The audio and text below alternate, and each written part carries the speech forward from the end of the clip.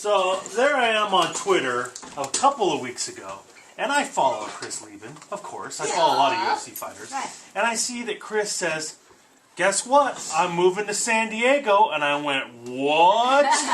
So I immediately tweeted him back. I'm like, bro, you got to come in studio. And he's like, let's do this.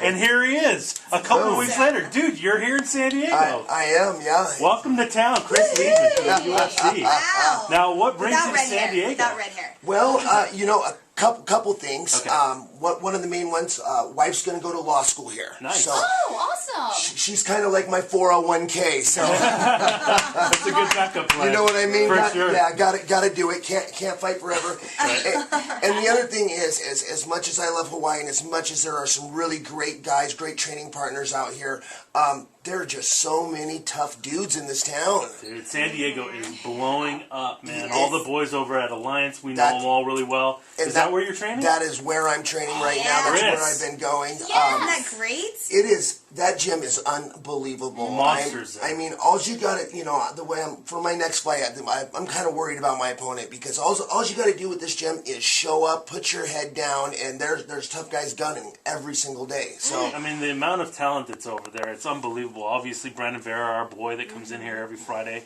Dominic Cruz is there. Phil Davis. Yeah. I mean, tons of guys. But besides those big names, there's a dozen guys on the mat that you've never heard of that are tough as nails. Oh, I bet. I don't doubt it. So San Diego is going to have no shortage of UFC fighters in the future. I'm going to make that prediction now. Nice. That lots of good guys are going to be continuing to come out of this town. So that's amazing, man, that you made the move over here to San Diego from Hawaii, which is, you go from one paradise to another paradise, so that's not too bad. Not so bad. If you got to move back to the mainland, San Diego is definitely the place. Yeah. Now, I followed your career since the beginning, and I know that you were from Oregon. You went over to Hawaii. Yes. Things started to go really well for you in Hawaii. Yep. Then not so much again. Well, ups and downs, highs and lows. Yes, you've had quite a few. Your theme song that you come into real is kind high, of interesting because it's a roller coaster. And my life is as well. Yes. For sure. Where are you at now, Chris? Where talk to us a little bit about your life now. Centered. Nice. More than ever. I mean, this move and my wife going to law school, this is something that a few years ago would have never even crossed my mind. I've been like, what? Leave Hawaii? You're nuts.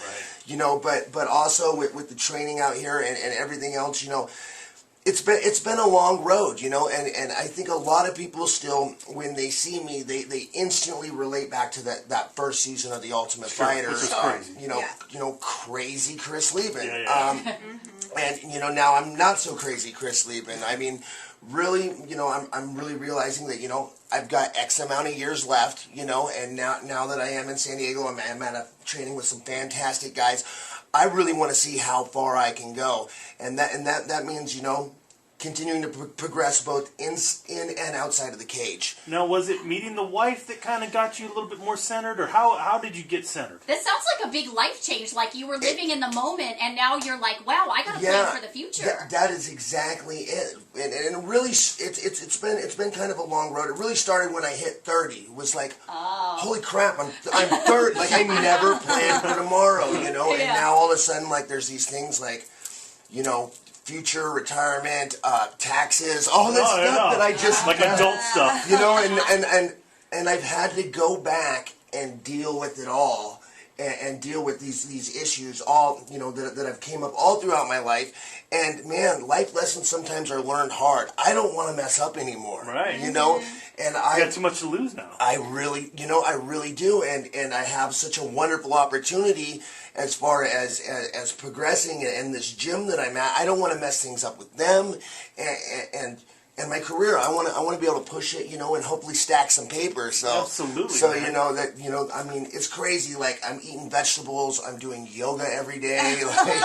Wow. This is not the Chris Leben that a lot of people remember. I hate to let you guys down. No, that's good though, man. It's good because we are all fans of yours, and we want to see you continue to progress in the UFC. Thank you. And so by living the way you were, you were pretty close to not being around anymore. That's just it. I had some great performances, and then I had some not so great performances. Well, yeah, and as a fan of yours, sorry to interrupt, but as a fan of yours, when I would see you not perform great, I would be like bummed, like he's not reaching his full potential. Yes. And like, come on, Chris, like you've got it, and I just wanted to see the best out of you, and it seems like that's where you're at. And you're right, and that's just it. There are so many people that are. I have so many awesome fans, and so many people that look up to me, and really watch me and follow me.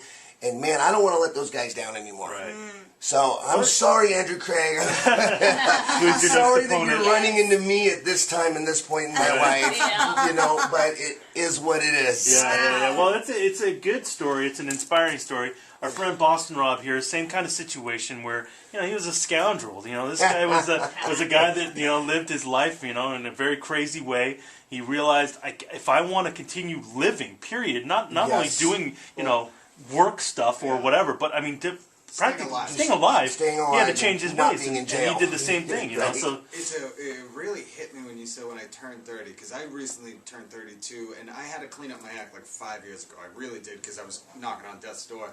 But that hitting 30 is the mark where you go. For me, I don't know if you had this feeling, but I literally didn't think I'd see the day. I said, there's no way I'm going to live to 30. So when I hit it, for me, just personally, just by myself, I was like, "What? Hey, you're alive right now. Like, let's smarten up and let's keep this tradition going." That's just it, 100%. That 30 for me was just such a huge marker, because it's like, all the rappers and stuff, once they hit 30, they start fading up, you're not young and crazy anymore. Yeah. You're like an adult now. It's like, oh my God, I am going to make it. Yeah, for sure. Well, and in watching the first season of The Ultimate Fighter, it is surprising that you made it to 30, to be honest with you. Because, talk a little bit about that first season and how insane it was. And obviously, it wasn't what it is now because it was the first season. Nobody knew what to expect. Yeah. I explain it to people as it's kind of like boot camp. Glad I did it. Would never want to do it again. Right, yeah. And I don't know if they changed things too much now, but kind of the recipe for that first season was, let's take all these testosterone pumped dudes, tell them they're all going to be fighting each other, lock them in a house, give them no telephones, no magazines, no TV, and stock the cabinets with booze. Oh my gosh. That is what you call a recipe for great real TV. Sure. And a recipe for disaster too. Yes. And as you can, if you remember the show, we had a little bit of both of that. Yeah. I remember fighting two doors. The doors lost. I'm actually 1-1 with doors. The plate glass one got its licks. That's true. Yeah, it was a very famous scene of Josh Koscheck kind of pouring water on you when you were kind of passed out and waking up and not being happy. Passed out in the yard, and they pulled the hose on me. Right.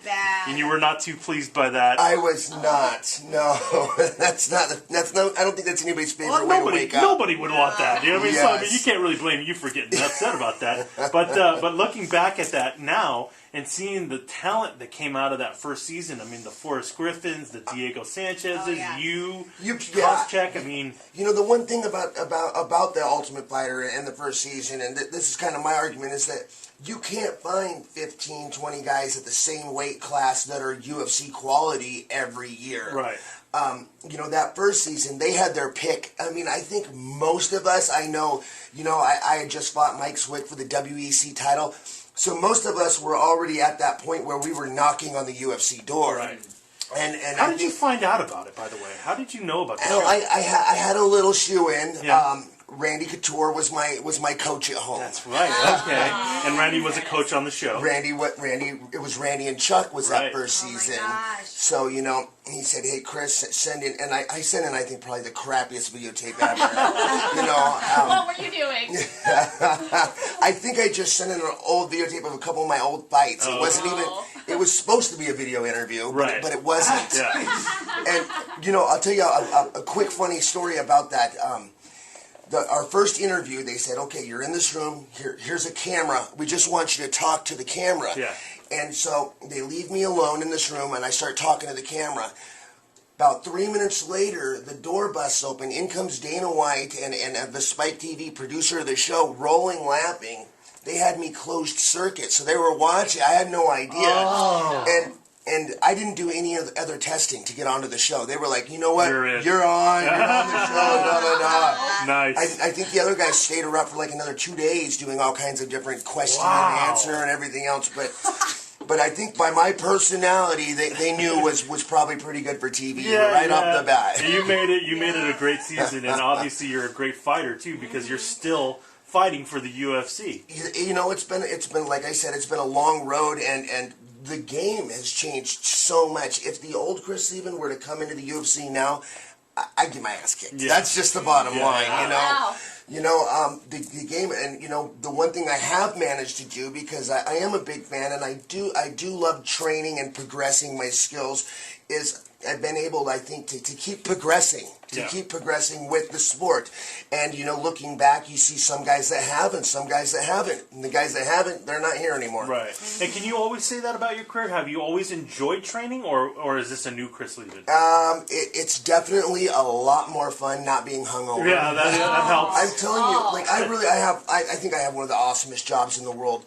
But, hungover, I have the worst job in the world. There's nothing like going into the gym and getting punched in the face. Oh, do you have a ringing headache already? Not fun. So, you know, it's really, you know, I don't do any of that stuff anymore. Awesome. You know, like my crazy night is like a pack of gummy bears. There you go. Know, that's my wild night. Splurging. So, Sweet. you know, and I just, my body feels better than ever has, and I really find my time in the gym, being, especially with this last week at Alliance, going back to being the dumb fighter, it's really been quite pleasant. Yeah. You know, it's Nice. really been quite pleasant to just get back to kind of grassroots, get back to what got me to where I was at. That's amazing, man, Chris. Well, I want to talk to you a little bit more about your upcoming fight. Right I want on. to talk to you about your last fight. You got time to stick around? Absolutely. All right, we're going to hang out more with the Crippler, Chris Leben, in just a second.